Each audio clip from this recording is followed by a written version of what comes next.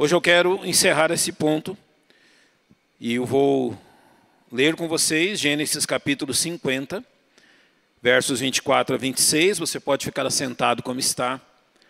Ouça com atenção aquilo que esses versos nos dizem.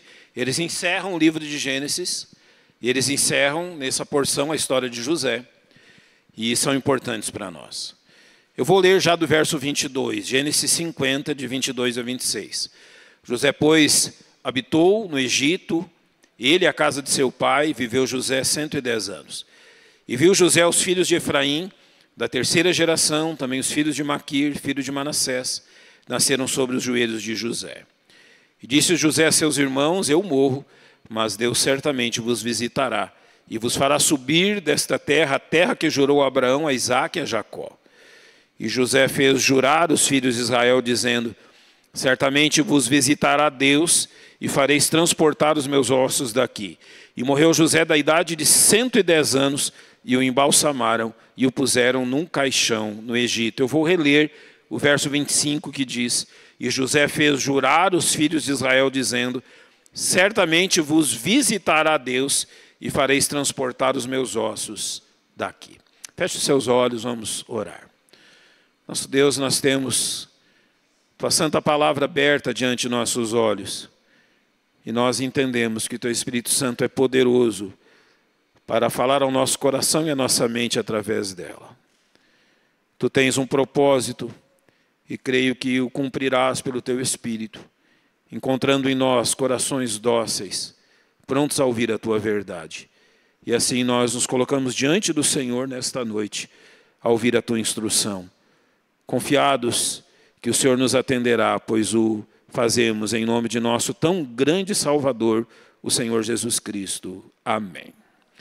Irmãos, hoje pela manhã, e você pode acompanhar essa sequência de mensagens na nossa página no YouTube, as outras 5 estão lá e esta também estará, então você pode acompanhá-las desde o início.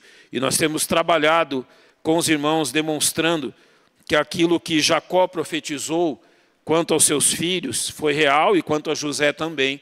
E ele disse quanto a José que literalmente os inimigos de José haviam jogado flechas sobre ele. José foi alvo dos flecheiros. E isso é uma realidade na vida dele. José foi alvo da inveja e do ódio dos seus irmãos. José foi alvo da escravidão. José foi alvo da mulher de Potifar. José foi alvo do rancor e da vingança. José foi flechado em todos os tempos, como nós também somos. Os dardos inflamados do inimigo estão sempre sendo lançados sobre nós. E se nós não prestarmos atenção a respeito disso, nós vamos começar a pensar que tudo nesta vida é um grande acaso e que não há um inimigo de nossas almas que está procurando todo o tempo nos tragar, literalmente nos destruir, como diz Pedro. Se você conhece a Jesus Cristo como seu Salvador, se você um dia entregou sua vida a Cristo e a sua vida pertence a Ele, foi comprada pelo seu sangue na cruz, você é um alvo dos dardos inflamados do maligno, assim como também José o foi. E isto é realmente algo constante em nossa vida. Nós seremos flechados pelos dardos inflamados do maligno em todo o tempo. Você está prestando atenção nisso? Se você é um servo de Jesus Cristo, Satanás quer tragar a sua vida. E ele vai procurar flechá-lo em todo o tempo. Ele vai procurar realmente desanimá-lo, feri-lo em todo o tempo, para que você não seja uma testemunha do amor de Deus nesse mundo. Você está prestando atenção nisso? Você tem observado como Satanás tem flechado a sua vida com os dardos inflamados? O seu casamento, a criação dos seus filhos, o seu lar, o seu trabalho, o tempo todo. Ele está fazendo isso.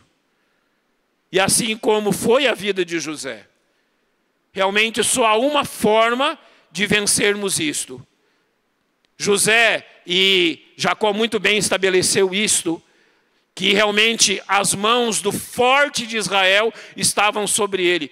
Ele foi flechado com realmente dardos inflamados que vieram prejudicá-lo. E ele também lançou as suas flechas, mas as flechas que José lançou não eram de amargor, nem de ódio, nem de vingança.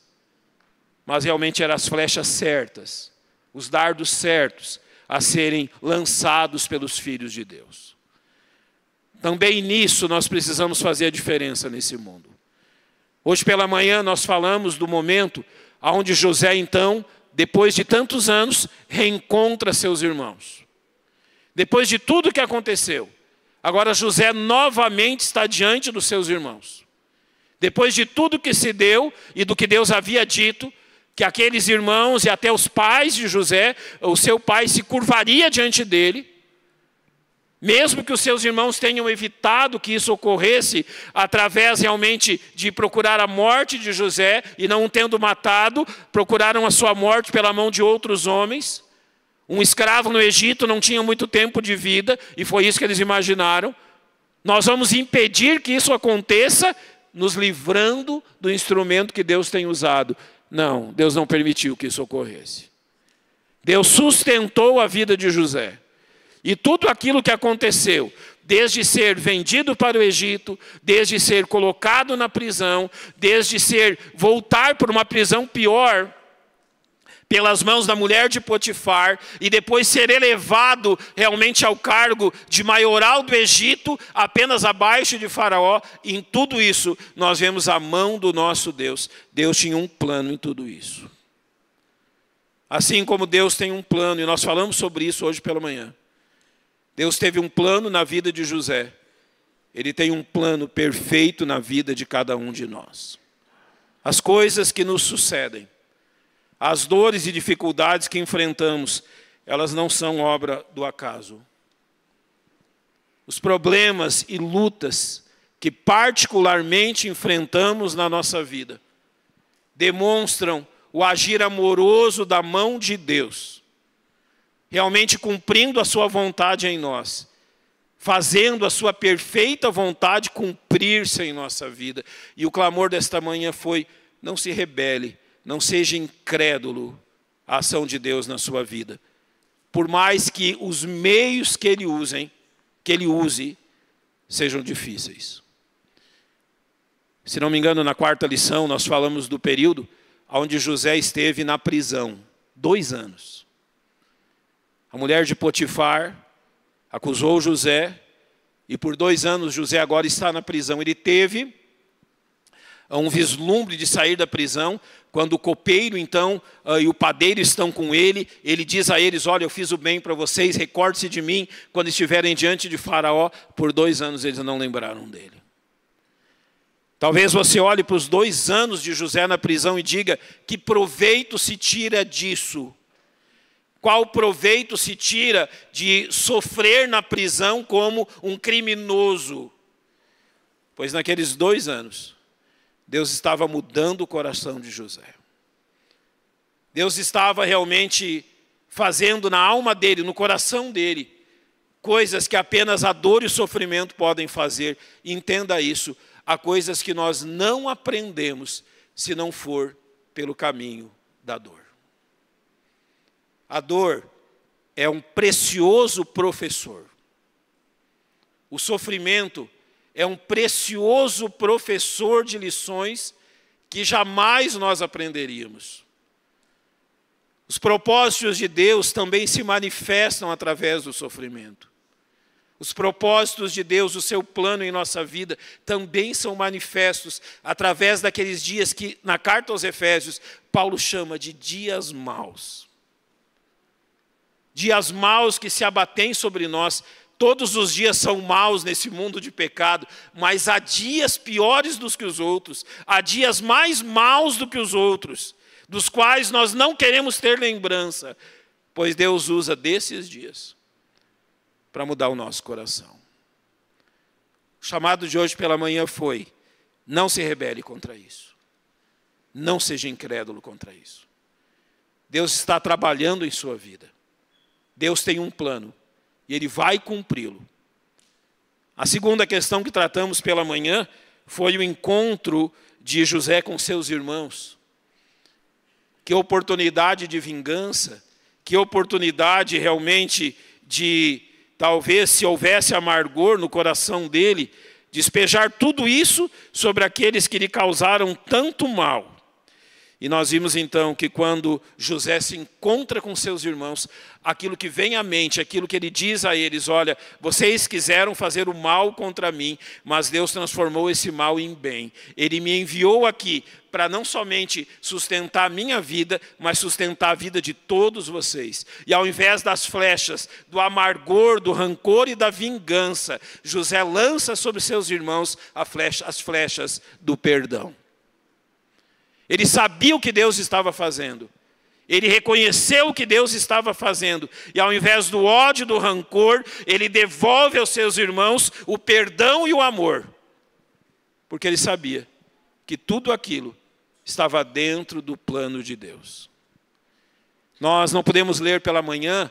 Eu vou pedir que você abra a sua Bíblia agora comigo, para nós fazermos a transição entre a quinta e a sexta lição. Romanos capítulo 12. Porque o encontro de José com seus irmãos, a oportunidade que Deus dá deles realmente não agirem como agiram na primeira vez, tudo aquilo que José fez, não é? E permitiu isto, as mesmas circunstâncias, de deixar um irmão para trás, de mentir para o pai, Deus mudou tudo isso e deu a eles uma nova oportunidade. Agora, o que José nos mostra é na prática aquilo que Romanos 12, 9 nos mostra. O amor seja não fingido. Talvez isso aqui seja o título desse texto. E a prática ele diz: aborrecei o mal e apegai-vos ao bem. Foi isso que José fez. Amai-vos cordialmente uns aos outros, com amor fraternal, preferindo-os em honra uns aos outros. Não sejais vagarosos no cuidado, sede fervorosos no espírito, servindo ao Senhor. Alegrai-vos na esperança, sede pacientes na tribulação, perseverai em oração. Tudo isso é verdade quanto a José. Comunicai com os santos nas suas necessidades. Ele fez isso, seguia a hospitalidade. Olha o que o verso 14 diz: abençoai os que vos perseguem, abençoai e não amaldiçoeis.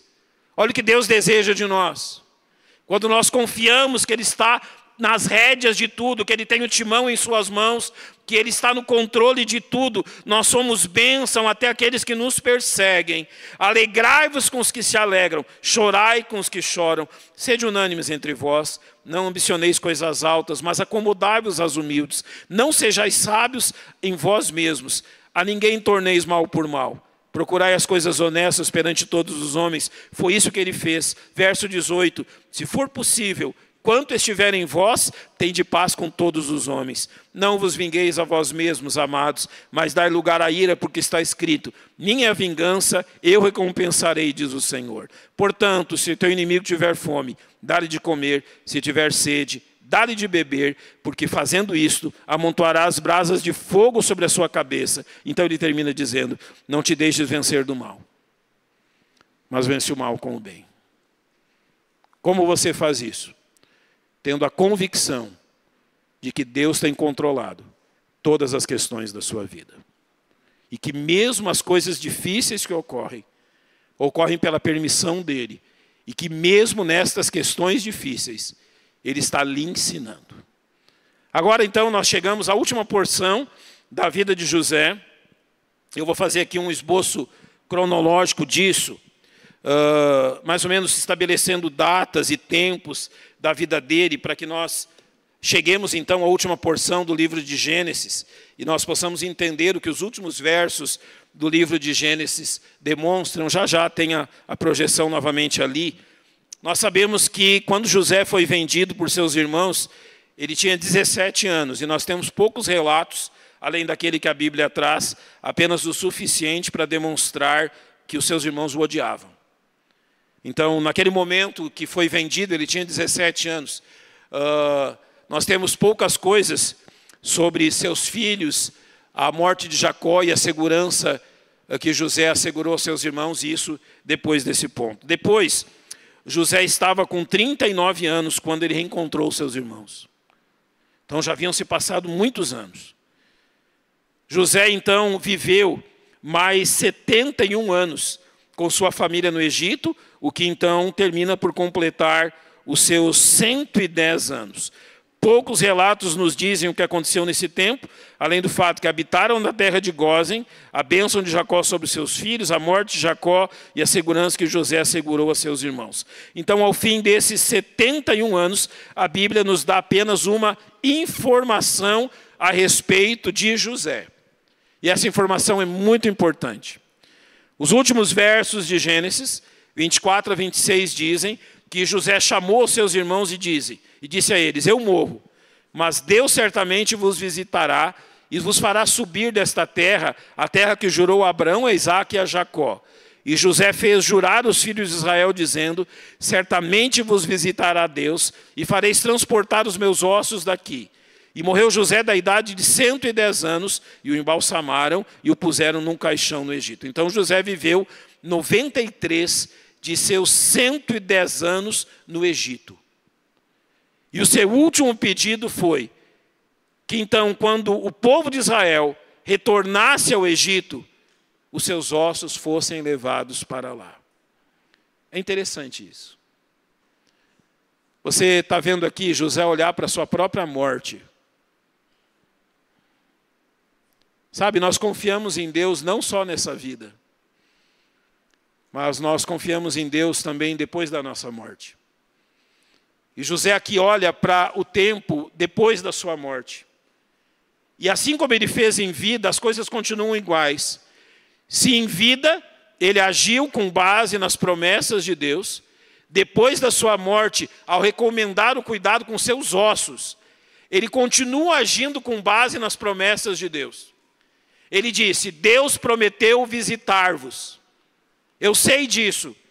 Assim como ele fez tudo o que ele prometeu, e se ele prometeu visitar-vos, ele fará isso. E ele recorda então o que Deus havia prometido a Abraão em Gênesis 12. Apareceu o Senhor a Abraão e disse: a tua descendência darei esta terra. José agora lembra disso. O lugar deles não era no Egito. Eles não eram pessoas dali. O Egito na Bíblia representa um mundo. Ele sabe que eles não pertenciam àquele lugar. Ele sabe da promessa.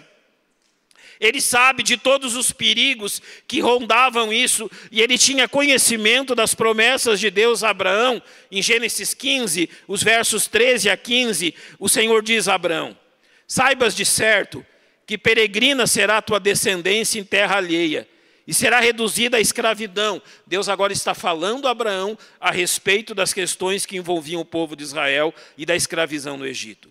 E será afligida por 400 anos. Quantos anos José viveu ainda no Egito? 93. Significa que depois da morte de José, ele sabia, por aquilo que Deus disse a Abraão, que haviam mais de 300 anos para eles permanecerem lá. Mas também eu julgarei a nação a qual ele tem de servir, e depois sairá com grande riqueza, e tu irás a teus pais em paz. Em boa velhice será sepultado, e a quarta geração tornará para cá, para Canaã, porque a medida da injustiça dos amorreus não está cheia ainda. Deus prometeu isso a Abraão. José sabia que o povo dele, que já estava há quase 100 anos no Egito, ainda estaria ali por mais 300 anos. E que depois desse período, eles retornariam a Canaã. E ao dar recomendações a respeito dos seus ossos, José demonstrou que confiava nisso.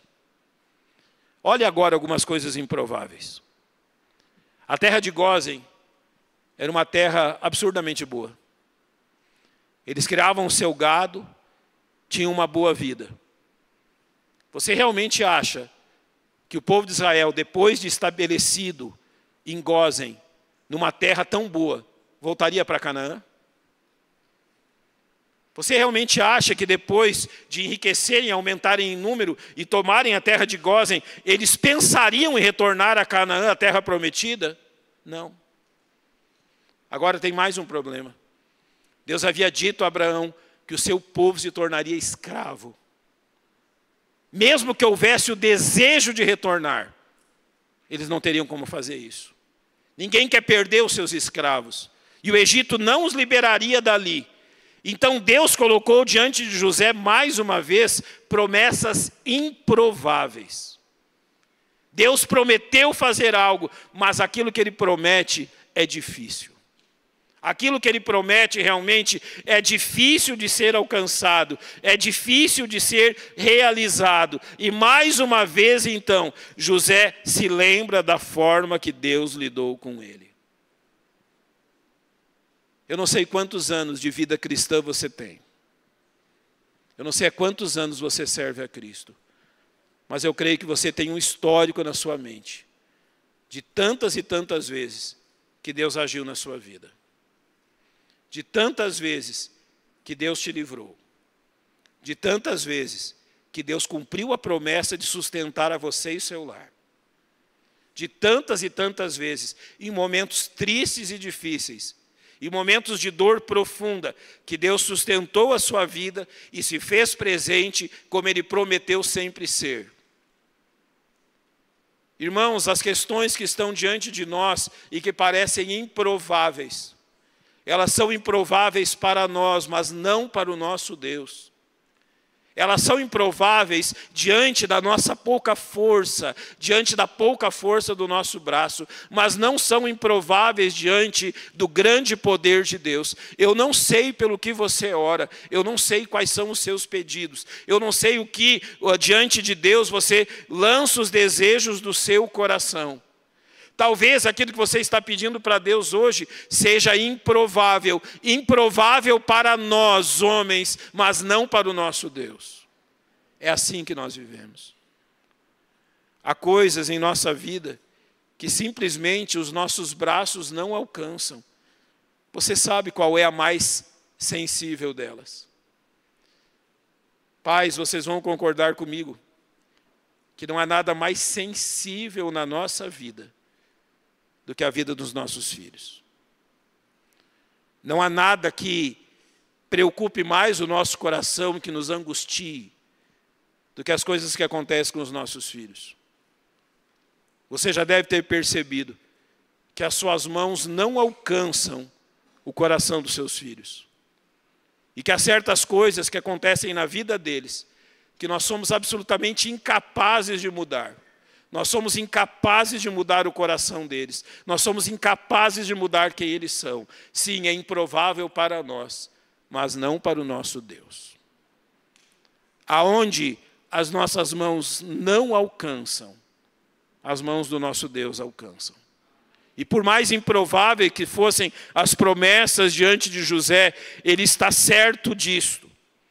E olhe em Gênesis 13:19, quando aquilo que José fala aos seus irmãos ocorre. Ele diz assim: e Moisés levou consigo os ossos de José, porquanto havia este solenemente ajuramentado os filhos de Israel, dizendo: certamente Deus vos visitará, fazeis, pois, subir daqui os meus ossos convosco. E aqui eu lembro de duas coisas, então. A terra de Gósen era uma terra incrível. A terra de Gósen era a terra perfeita para aquele povo, mas não era o lar deles. Talvez eles já se imaginavam vivendo o resto da história de Israel ali, mas Deus disse: não, aqui não é seu lar. Então Deus usa das suas providências. A Bíblia diz que o povo de Israel clamou a Deus quando? Quem lembra? Quando a escravidão os apertou. Eu quero dizer algo a você. Meus irmãos, se esse mundo fosse uma maravilha para nós, se nós não tivéssemos lutas e dificuldades nesse mundo, se nós não tivéssemos dores, problemas e desafios e tempestades neste mundo, você acha que nós queríamos sair daqui? Você acha que se não houvesse a morte, nós desejaríamos abandonar esse mundo? Você acha, se não houvesse as lutas e tempestades que surgem na minha e na sua vida, nós pensaríamos em outro lugar? O povo de Israel clamou quando realmente a dor da escravidão chegava a um nível que eles clamaram a Deus e Deus respondeu. Da mesma forma, que as lutas que nós temos nesse mundo nos lembram do quê? Esse não é o nosso lar. Nós não somos daqui. Nós somos peregrinos e forasteiros. Você já entendeu isso? Peregrino é alguém que está viajando por um lugar que não é a terra dele. Forasteiro é alguém que mora num lugar, mas ele não é dali, e ele não passará o resto da vida ali. Ele é um forasteiro. Um dia ele voltará para a sua terra. Nós somos peregrinos e forasteiros, e as lutas que enfrentamos servem para quê? Para lembrarmos disso. Para que o nosso coração não ame esse mundo, para que o nosso coração não se apegue a esse mundo ao ponto de dizer que aqui é o nosso lar, sabe? E nós vamos falar do arrebatamento agora. Eu fico imaginando quando então Cristo voltar. Talvez alguns crentes tenham que orar assim, dizendo: Senhor, não volte agora, um pouquinho mais. Um tempinho mais. Não volte agora, a vida está tão boa. Não volte agora, eu tenho tantos sonhos e tantos planos. Amado irmão, esses sonhos, esses planos são daqui, não são de lá. Esses sonhos, esses planos morrem aqui, mas os sonhos e os planos de lá não morrem, não se desfazem. E quando nós olhamos para a vida de José, nós lembramos disso. José diz, José fez jurar os filhos de Israel, dizendo: certamente Deus vos visitará e farei transportar os meus ossos daqui. Deus vai visitar vocês. Essa aqui não é a terra de vocês. E quando Deus vos visitar, vocês levarão os meus ossos daqui. E nós vemos em Êxodo 13:19 que isso realmente aconteceu. Agora olhe comigo para 1 Tessalonicenses capítulo 4, versos 13 a 16, quando nos diz assim: não quero, porém, irmãos, que sejais ignorantes acerca dos que já dormem, para que não vos entristeçais como os demais, que não têm esperança. Porque se cremos que Jesus morreu e ressuscitou, assim também os que em Jesus dormem, Deus os tornará a trazer com ele. Dizemos-vos, pois, isto pela palavra do Senhor, que nós, os que ficarmos vivos para a vinda do Senhor, não precederemos os que dormem, porque o mesmo Senhor descerá do céu com alarido e com voz de arcanjo e com a trombeta de Deus, e os que morreram em Cristo ressuscitarão primeiro. Você crê nisso? Você entende que o plano de Deus, assim como na vida de José, vai além da sua morte? Você entende que os planos de Deus para você vão além da sua partida deste mundo? José olhou para os seus próprios ossos e disse: eu não sou daqui e os meus ossos não ficarão aqui. Deus vos visitará. Ele prometeu isso. E vocês me levarão daqui. Da mesma forma, nós não somos daqui. E Deus nos prometeu um novo lar. E Ele há de cumprir isso. Você vive a sua vida hoje nessa perspectiva? Meu amado irmão, nós nunca viveremos como José se a nossa mente e o nosso coração está nesse mundo. Nós nunca viveremos na mesma fé de José se a nossa mente e o nosso coração pensam apenas nas coisas deste mundo. Não somente você, sua família, seu cônjuge, seus filhos, a sua mente precisa estar nas coisas do alto. Realmente pensar naquilo que Deus nos prometeu. Vislumbrar o futuro conforme Ele nos prometeu e não buscar uma satisfação presente e conclusiva neste mundo. Novamente eu digo, este mundo não é o nosso lar, de forma alguma. Então eu quero encerrar lendo 1 Pedro capítulo 1, que resume isso que ocorre na vida de José. Eu não coloquei na projeção esse texto, se os meninos puderem colocá-lo. 1 Pedro capítulo 1, versos 5 a 7. Olha o que ele nos diz: que mediante a fé estáis guardados no poder de Deus para a salvação, já prestes para se revelar no último tempo, a salvação aqui da presença do pecado, o arrebatamento, em que vós grandemente vos alegrais. Olha o que ele diz: ainda que agora importa, sendo necessário, que estejais por um pouco contristados com várias tentações. A palavra tentações ali significa provações. Então ele diz: para que a prova da vossa fé, muito mais preciosa do que o ouro que perece, é provado pelo fogo, se achem louvor e honra e glória na revelação de Jesus Cristo. você percebeu que em todo este caminho a sua fé está sendo provada? A fé não tem tamanho. Quanto de tamanho necessário para ser salvo? A Bíblia diz: se alguém tiver fé tamanho de um grão de mostarda. Não é o tamanho, é a presença. Se você crê em Jesus Cristo, você é um salvo eternamente por Ele. Se você crê em Jesus Cristo, você está eternamente salvo. É a presença da fé e não o seu tamanho. Agora o que Pedro está falando é da pureza da fé. Agora nós terminamos a observar a vida de José, reconhecendo o que Deus quer e está fazendo na nossa vida. Por que as lutas? Por que as dificuldades? Nós falamos para que nós lembremos que nós não somos daqui, mas também para nos preparar para aquilo que nos espera. Irmãos, o que Deus tem feito hoje na minha e na sua vida, no seu plano perfeito, é tirar a confiança que nós temos em nós mesmos e fazê-la voltar para Jesus Cristo. É tirar a confiança no nosso próprio braço, aquele literalmente, deixa comigo, eu posso. Deixa comigo, eu resolvo. Deixa comigo, eu aguento. Deixa comigo, eu suporto. É tirar esta arrogância, esse orgulho, esta autossuficiência e dizer: olha, eu não posso, mas Jesus Cristo pode. Eu não posso, mas o meu Deus pode. Foi isso que José pensava. Eu não posso, eu não tenho poder, eu não tenho capacidade, mas o Deus que está conduzindo tudo isso, Ele pode. Por que das aflições? Para que a confiança seja tirada do nosso braço e colocada no nosso Deus. Meus amados irmãos, não é pelo braço de nenhum de nós que essa igreja está de pé. É pelo poder de Deus. Esta igreja é um milagre de Deus, literalmente.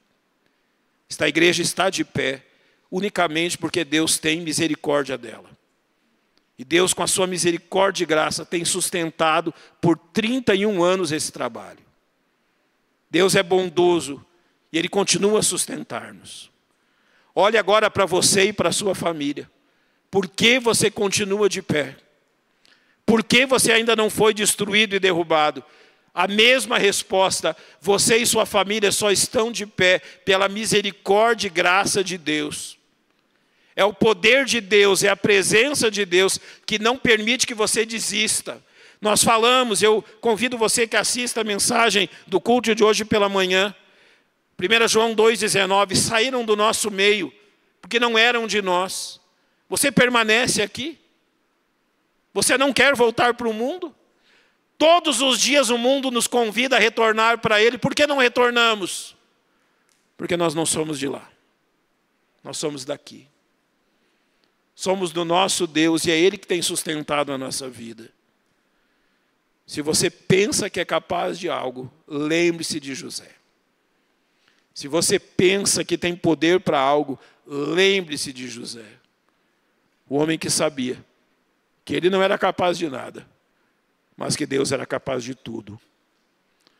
Se Ele está aprovando a sua vida hoje, é porque Ele quer fazer comigo e com você o mesmo que Ele fez com José. De forma que a nossa fé nele não se limite a este mundo, mas à eternidade. As pessoas, eu quero terminar com isto. José, antes da sua morte, ao prometer que eles levariam seus ossos dali, ele olhou para a sua descendência. Eles não morariam no Egito. O Egito não era o lugar deles. Deus havia reservado uma terra. Você olha para os seus filhos e para a sua família assim também.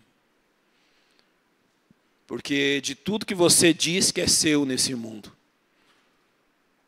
apenas os filhos que Deus lhe deu serão encontrados do outro lado. Nada mais. Nenhuma casa, nenhum carro, nenhuma fazenda, nenhum bem. Nada. Apenas aqueles que foram resgatados pelo sangue de Cristo estarão juntos depois da morte. A sua fé é apenas para as coisas desta vida ou vão além? Vão além da sua morte. Porque esse é o testemunho final de José. Uma fé que vai além da própria morte. Uma fé que crê que há algo muito melhor depois de tudo isso. E ele sabia disso. Que Deus lhe ajude, e Ele tem lhe ajudado, a ver-se livre da confiança em si mesmo e a crescer na confiança nele. Crendo que tudo que Ele prometeu, Ele cumprirá. A grande questão de José é essa. Viva confiando nas promessas de Deus. Vamos fechar os nossos olhos, todos de olhos fechados.